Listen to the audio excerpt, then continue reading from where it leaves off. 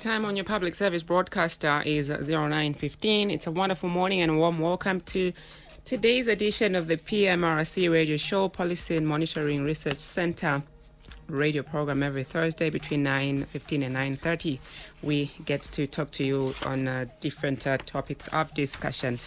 Today, we focus our attention on the budget reflection, the 2019 budget that was recently presented by the Minister of Finance. I'm going to be your host. My name is Kachana Sinyani, and I'm not alone in the studio. I have my guest from PMRC, Albert Kasoma. He is a senior researcher from PMRC. Hey, Albert, good morning. Good morning, Kachana, and good morning, listeners. All right, welcome to Radio 4 and ZNBC. Thank you. I'm pleased to be here. All right, we're glad to have you. All right, now, to go into our program straight away, what does the theme fiscal consolidation for an inclusive growth for this year's budget mean? That was, the minister's theme. Thank you very much, Kachana. That's a very good question. And delivering fiscal consolidation for sustainable and inclusive growth, the theme for this year's budget is a timely theme. Just to get into details in terms of trying to understand what fiscal consolidation means.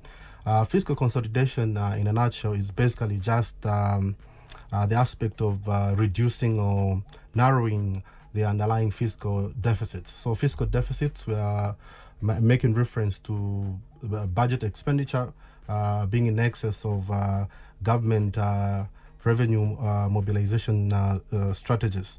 So when you have a fiscal deficit, definitely the government needs to find ways and means of trying to finance this gap, either by borrowing on the domestic market or on the international market. So in this theme, government is committing itself in trying to upscale domestic resource mobilization, as well as trying to reduce some expenditure lines.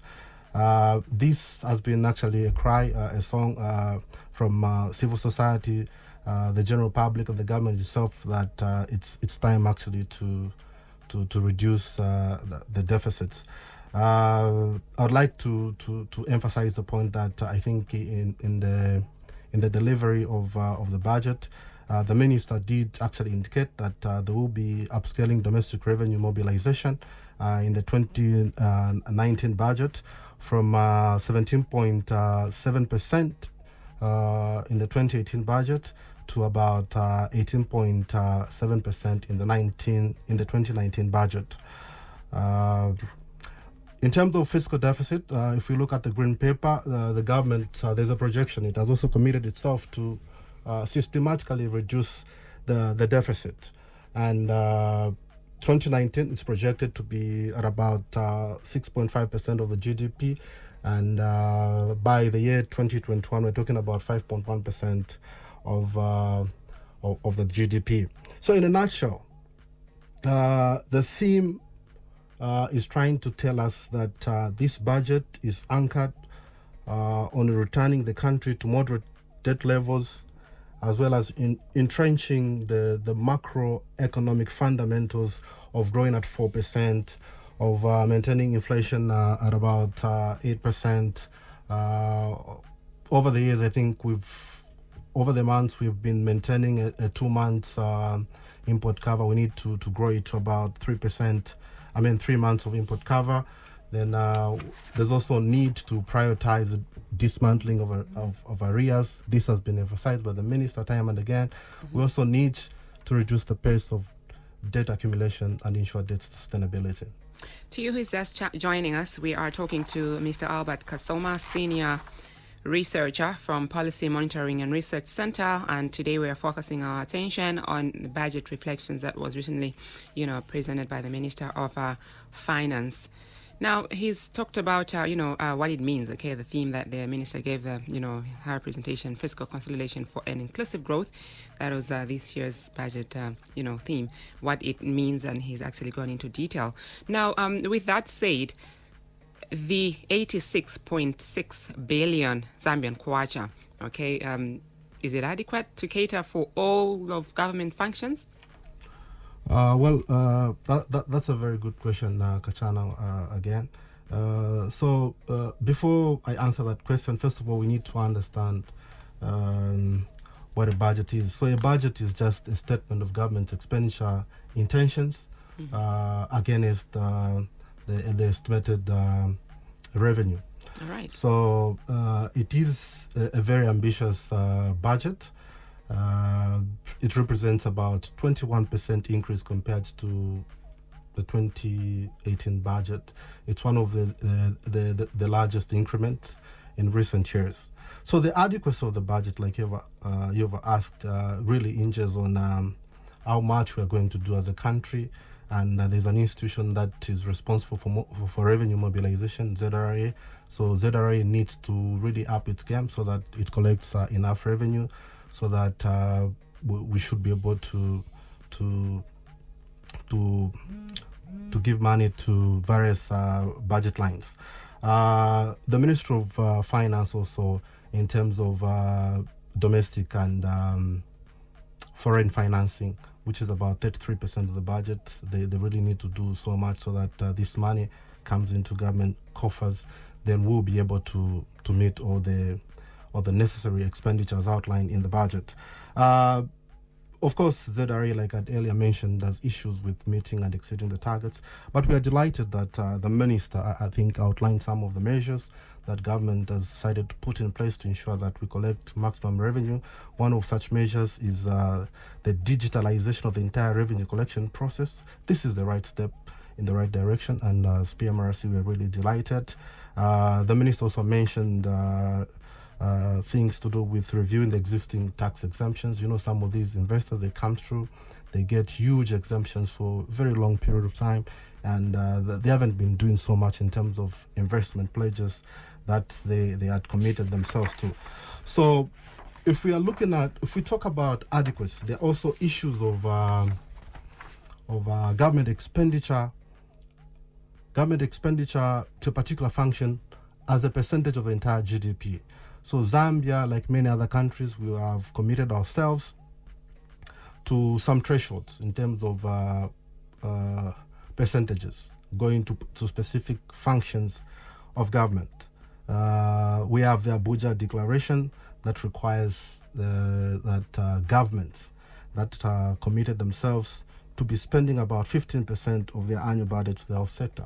So in this budget, in the 2019 budget, I think the minister proposed to spend about 9.3% towards the health sector, which is less than the 15%, meaning there's still room for improvement. In fact, I think in Africa, only one country has managed to reach this 15% threshold. But however, all in all, I think there is, in absolute numbers, there is an increase from about 6.8 billion in 2018 to 8 billion towards the health sector, and this money will go towards building and expanding the health facilities, as well as the supply of essential drugs to various health sector. When we come to education, there is a commitment as well. Globally, countries have committed themselves to really spend about 20% of their budget towards the education sector.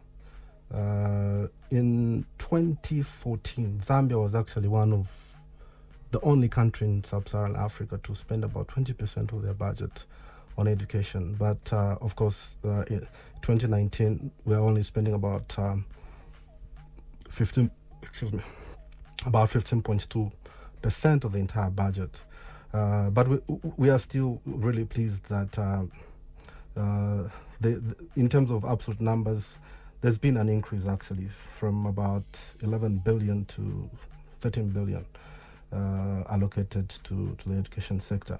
So education and health are very key ingredients actually to the development of the country, and countries that have actually come out, that have pushed a lot of people out of the poverty lines, have invested heavily in their education and health sector. So investment in these two sectors cannot be overemphasized. We are pleased actually that 500 basic schools will be upgraded to high schools, and the government has committed itself to build about 82 high schools, which is a step in the right direction.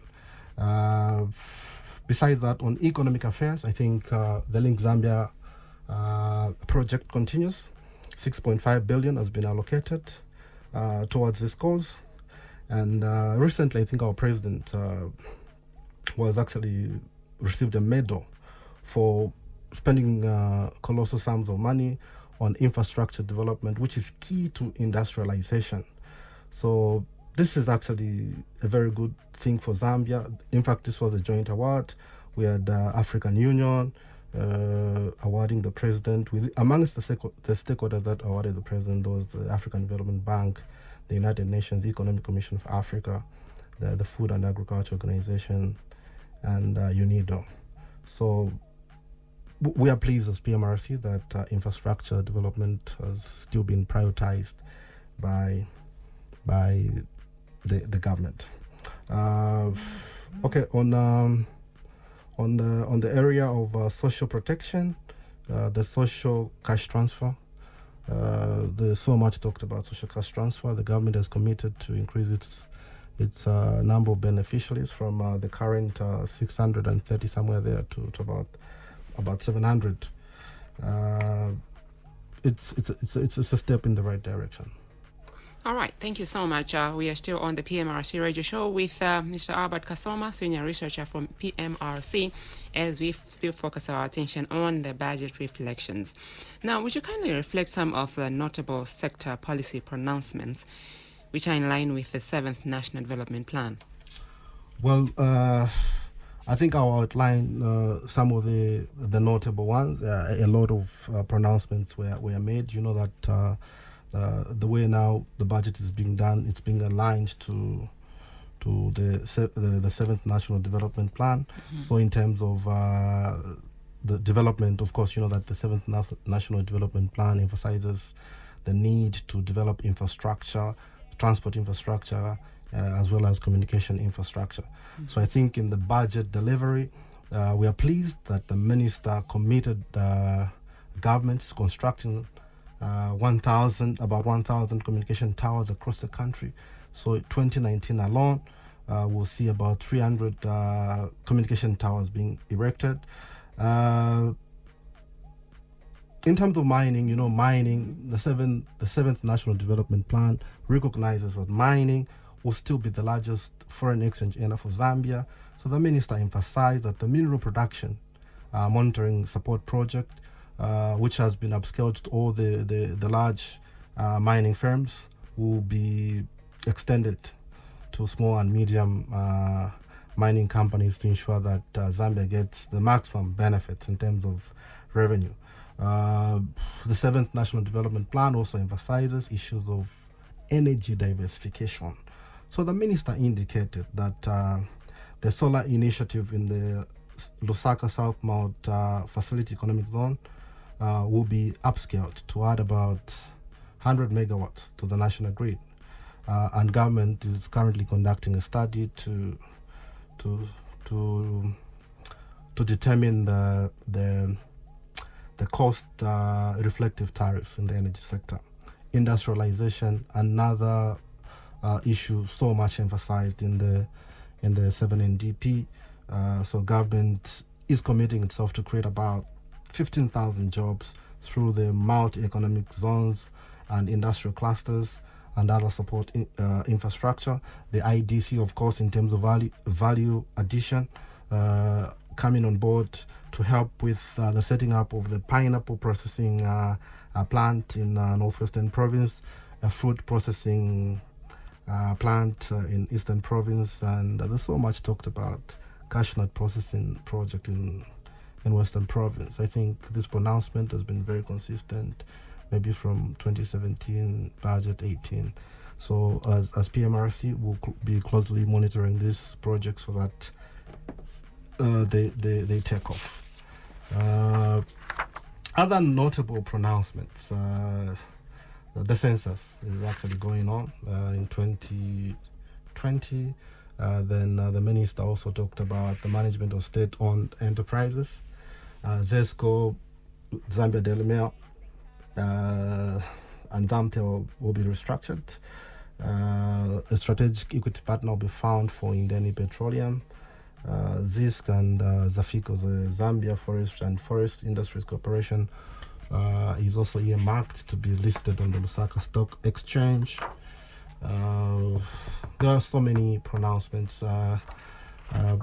but let me also just emphasize the fact that the minister also talked about the issues of rebasing the GDP. So basically, when we talk about rebasing the GDP, we are looking at issues of the revision of the national accounts as regards to the structure and the size of the GDP.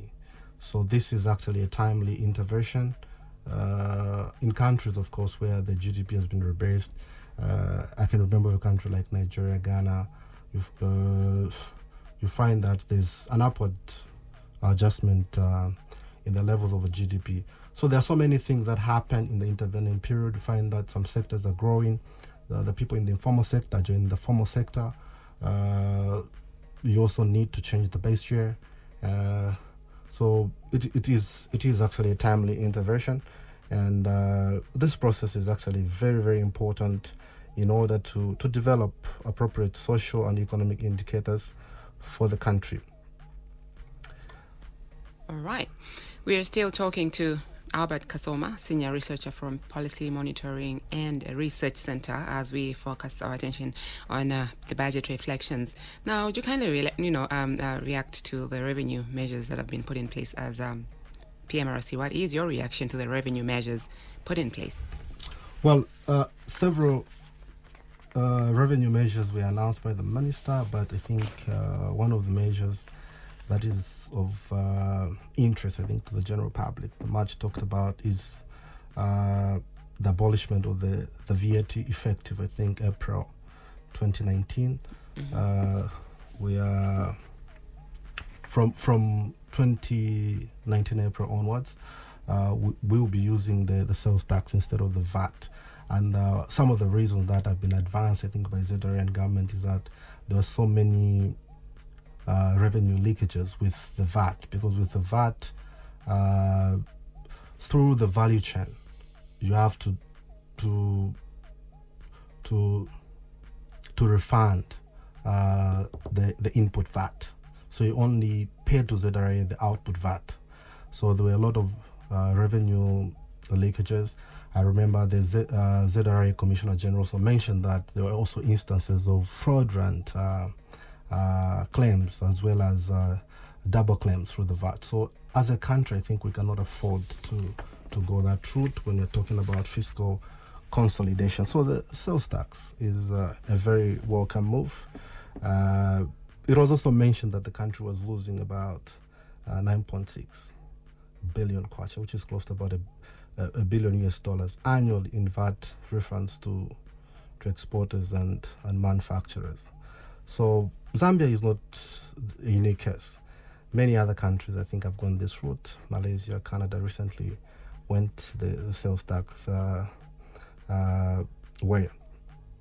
Of course, the other revenue measure is the increase in the penalty of non-compliance of transfer pricing regulations to about equivalent of about, it will now be 24 million penalty, as opposed to 3,000 penalty previously. So, multinationals in Zambia and in many other countries, there's a tendency actually to trade amongst, so for lack of a better term, sister companies, thereby trying to distort the taxable income.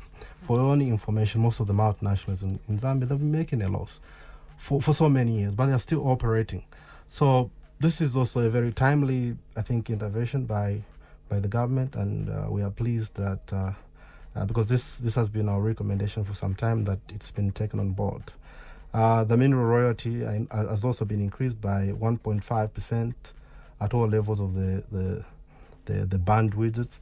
We also now have a fourth tire rate at 10% on the sliding scale, amongst other revenue measures. But I think those two were key, and we needed to really talk about them. All right, and finally, what needs to be done to ensure that, the budget that was presented is actually fully implemented? Well, thank you very much for that question. Like I earlier mentioned, the budget is basically we're looking at estimates of expenditure against the estimates of the revenue that we are going to collect. So for the budget to be implemented, we need the commitment from ZRA and the Ministry of Finance, of course, to ensure that maximum revenue is collected. We've also been advocating as a think tank that the integrated financial management information system should be rolled out to all government spending agencies so that no one spends outside the budget. We've also been advocating for the review of the Public Procurement Act to enable the benchmarking of prices for government on routine goods and services that government procures. You and me actually agree to the fact that government is the most abused by suppliers as regards overpricing of goods and services, and this has led to huge revenue leakages for the government. All right, unless otherwise, I would like to let you go, but you can also get more information on pmrczambia.org, info@pmrczambia.net. I have been talking to Mr. Albert Kasoma, Senior Researcher, PMRC, and we have been focusing our attention on budget reflections. I'd like to thank you so much for sparing time out of your busy schedule to come to you and help us discuss this very important topic. Thank you very much. You're welcome. This has been Kachana Sinyani. I have been your host on today's show. Join us next week for yet another program. Good morning and keep listening to your public service broadcaster, ZMBC Radio 4.